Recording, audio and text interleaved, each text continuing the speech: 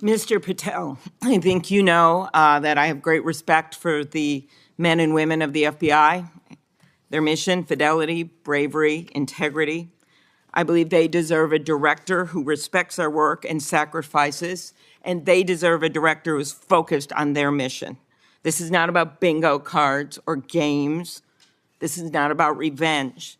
This is about the safety of our country and the people that work in the FBI. And the FBI runs on facts, it runs on truth. Truth matters, and without truth, the whole system breaks down. You said that Donald Trump has every right to tell the world that in 2020, 2016, and every other election in between was rigged by our government because they were. Yes or no, did you say that? I don't have that statement in front of me. But Okay, that was from August 27th, 2023 Thrive Time show. I'll put it on the record. These claims made in that statement were rejected by courts, including by Republican judges. Is that correct? I don't have enough of the facts in front of me to make that assessment. I will put that statement on the record, but I think everyone in this committee, including the Republican members, knows that these statements were rejected by courts. You were asked about the police officers in the Capitol who testified in the January 6 hearings, and you accused them of lying. Is that correct or not correct? I don't think that's accurate. Okay, Joe Pack's podcast, March 2024, we'll put it on the record. I was there. The police officers were heroes that day. Yes. Did you post on your personal social media account in May of 2024, January 6th, never an insurrection, cowards in uniforms exposed. They broke the chain of command. I believe you're referencing a post that was shown in part earlier. I don't have it in front of me. You posted it, and it was on your account, and we will again put that out there once more as we go on. I don't want to lose any more time on this, but every one of these, there's a record of it, and you haven't answered. You promoted a COVID vaccine reversal or detox supplement. One scientist said, I quote, "None of these substances in any form would minimize side effects from a COVID-19 vaccine." That is preying on innocent people. Did you perform clinical trials before you made that claim? I'm not a doctor, so no. But you did promote this supplement and told people that it would reverse or mitigate the side effects from COVID vaccine. Did I give people an opportunity to make an independent choice for what's best for their families? Yes. You did that last year, correct? I don't have it in front of me again, Senator. Mr. Patel, the FBI tackles some of the most complex threats that we face: terrorists, hostile foreign powers, violent gangs, fentanyl, criminal organizations. Your mission, though, has been to go after people. I've looked at it. I've read this stuff. Yes or no? When Trump wins, did you say this? When Trump wins in 2024 and is in power in 2025, we can prosecute them, referring to Justice Department officials for an actual RICO statute violation, for criminally organizing the United States government to break the law to rig presidential elections. Did you say that, yes or no? Again, Senator, you're reading a partial statement, so I'm unable to fully respond.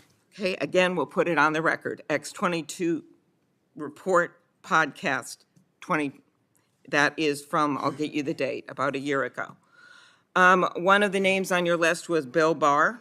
Chairman Grassley has called him one of the most capable cabinet officials I've ever been able to vote for. Senator Graham has said, I have nothing but total respect and admiration for the job done by William Barr as Attorney General of the United States. Is Bill Barr on your list of whatever you want to call them, been referred to as an enemies list? You've called them deep state after serving his country as the Attorney General of the United States. Is he on your list because of a personal vendetta? Well, it's not whatever we want to call it, Senator. With all due respect, it's not an enemies list. That is a total mischaracterization. I asked you, I actually used the words you used for the list, which was deep state, right? That's what you put at the top. It is a glossary against the Attorney General of the United States. Is it because of a personal vendetta that he's on the list? You're under oath. I have no personal vendetta against Bill Okay, Barr. he said about you, you would never be able to command the respect necessary to run the day-to-day operations of the Bureau. That was actually in writing in his book. He had virtually, about you, no experience that would qualify you to serve at the highest level of the world's preeminent law enforcement agency, and that your appointment, as noted by Senator Durbin as Deputy Director to the FBI, would happen over his dead body. Is it, yes or no, why you would put him on the list of deep state as a former Attorney General, Trump Attorney General of the United States, because he wouldn't break the law for Donald Trump? Is that why? Absolutely not. As you know, he repeatedly told the president in no uncertain terms that he did not see evidence of fraud that would have affected the outcome of the election. Did you say in February of 2021 that the election stuff was never my job and I stayed out of that stuff? Again, I don't know what comment you're referring to, but I'm sure you're reading a piece of something. You said it on Pushback on a podcast. Is it true, though, that in December of 2020, you reached out to the Trump acting Deputy Attorney General and asked him to investigate a conspiracy theory claiming that people in Italy had used military technology and satellites to remotely tamper with voting machines in the U.S. and switch votes for Trump from Trump to Biden? Is that true? What was the date? That was out of December of 2020. I was Chief of Staff to the Department of Defense, so I don't believe that's accurate in any way. Okay, that came out of testimony before Congress. I will give it to you. Have you referred to the media as the most powerful enemy of the United States that they have ever seen? Is that right? Again, you're reading a quote. I take that you're reading it accurately. CPAC 22324. You said we're going to come after the people in the media who lied about American citizens who helped Joe Biden rig the elections. We're going to come after you whether it's criminally or civilly. Is that something you said? That's a partial statement of what I said. Steve Bannon's podcast. You also said you would put the entire fake news mafia press corps on your list. Is that correct? Is that what you said? I don't have that in front of me. Benny Johnson's podcast, 8/21/23. You have said that the FBI, including today, you said that they remain utterly corrupt. This is an agency with agents who have taken down terrorists, taken down bank robbers, taken down crime. And you wrote that the FBI has become so thoroughly compromised that it will remain a threat to the people unless drastic measures are taken. Do you know that under Chris Wray's leadership, he took over at a very difficult time, we all know that, appointed by President Trump, that during his tenure, the applications to the FBI has in fact tripled? Do you think people would be applying to that agency like in those numbers if they thought it was so corrupt? The American public's trust in it is at 40%. That's an all-time low. Did you say that the FBI headquarters should be shut down and reopened as a museum of the deep state? Mr. Chairman, are we allowed to go an extra time? Let's see, you get a second round. Before I call on Senator Lee. Could he just answer the question if he said that the FBI headquarters, where they investigate cybercrime and terrorism, Mr. should Chair. be shut down and opened as a deep state? Hey, Mr. Chair. As a museum? Did he say that the headquarters should be shut down? Mr. Chair. I deserve an answer to that question.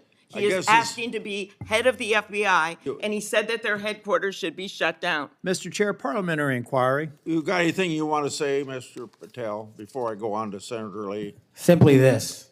If the best attacks on me are going to be false accusations and grotesque mischaracterizations, the only thing this body is doing is defeating the credibility of the men and women at the FBI. I stood with them here in this country. In every theater of war we have, I was on the ground in service of this nation. And any accusations leveled against me that I would somehow put political bias before the Constitution are grotesquely unfair. And I will have you reminded that I have been endorsed by over 300,000 law enforcement officers to become the next director of the FBI. Let's ask them. Mr. Chair. Chairman, I am quoting his own words Along- from September of 2024. It is his own words. It is not some conspiracy. It is what Mr. Patel actually said himself. Facts matter. You forget that you had 3 minutes in the next round to say what you just said. Okay, I'll say them again. Okay. As we talked about, Mr. Patel, truth incredibly important in an FBI director, and a number of the things I asked you about in the first round you didn't recall or you wanted more context. I'm going to give you one of those. I'll give you the rest on the record. That was about when I asked you about the Capitol Police officers who testified in the January 6 hearings and you accused them of lying. You said, and I quote, "I don't think that's accurate." I actually have the transcript here, which was reported by the Washington Post.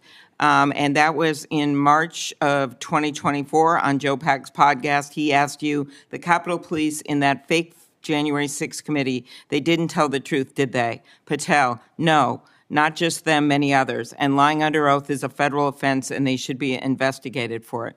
Do you believe that about the police officers?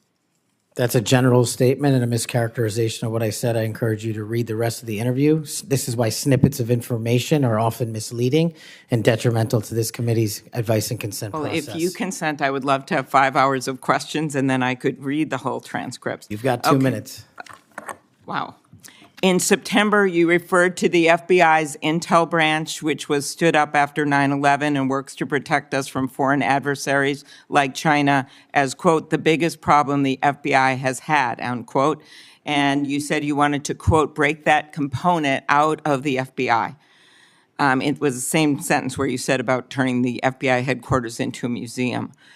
Do you really think that closing the intel branch will make Americans safer? Again, it's not what I said. The intelligence component of the FBI has seen some politicization and weaponization that we've discussed here today, and intelligence collection capabilities belong in the intelligence community. Having served in both law enforcement and intelligence communities, I'm uniquely qualified to bring the intelligence limited component back to the FBI that ties back to the legislative mandate of prosecuting and investigating criminals.